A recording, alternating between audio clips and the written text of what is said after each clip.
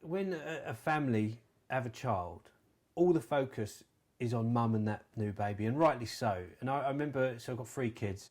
Each birth I was at, and each birth, the whole focus is on mum and new baby. And of course, you're like, absolutely, let's look that way because that's what it's all about.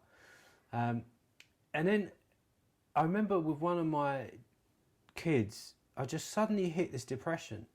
Couldn't explain it, didn't know why it was happening.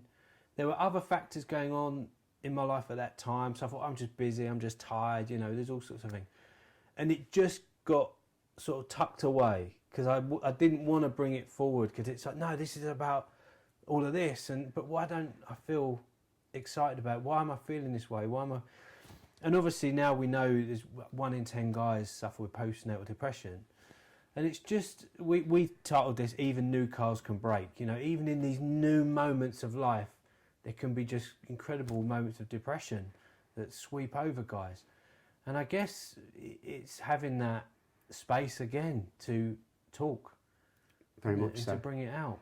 Yeah, I was at the birth of our 2 daughters, and suddenly, and quite rightly so, you know, all the emphasis is on mum and the new baby. But suddenly, I just felt I've gone down the pecking order a bit. Yeah. You know, I've really gone down the pecking order, and the enormity of having the responsibility with this new being. Yeah. And it falls to me to provide. Yeah. And practically and everything else, and the enormity of that, I couldn't cope with that. Yeah.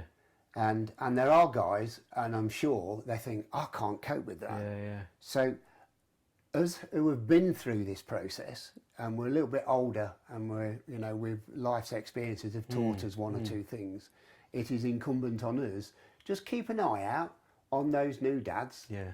Just keep an eye, our things. Yeah, yeah. You know, it's good, man. Really important.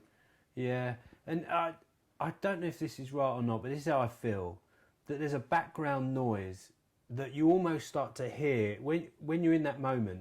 You hear this background noise that sort of says, oh, like, shut up, this isn't about you. Yeah.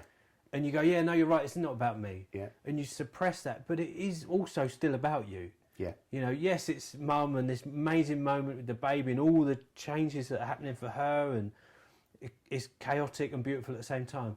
But you are still important in that moment. You are still, you know, as valuable. But I think as soon as we start to feel that, it's like, no, I'm not trying to wave a banner and say, oh, look at me, I'm now on my own and no one's giving me attention. It's not about that.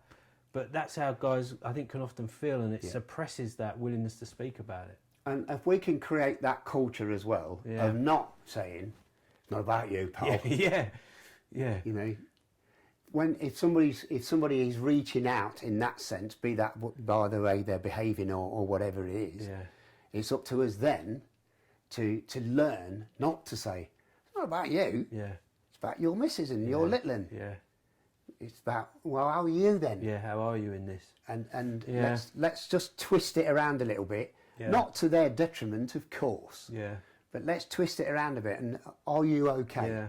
And that comes through friendship, doesn't it? Of close Absolutely, blokes again. walking with you again. And it might even be a new dad around you, or, you know, let's take you out to Costa's or coffee. Let's just go and have a drink. How are you? What's happening? What's it like? How are you feeling? Yeah. And just sit and listen and be that mirror, if you like, to hear, you know.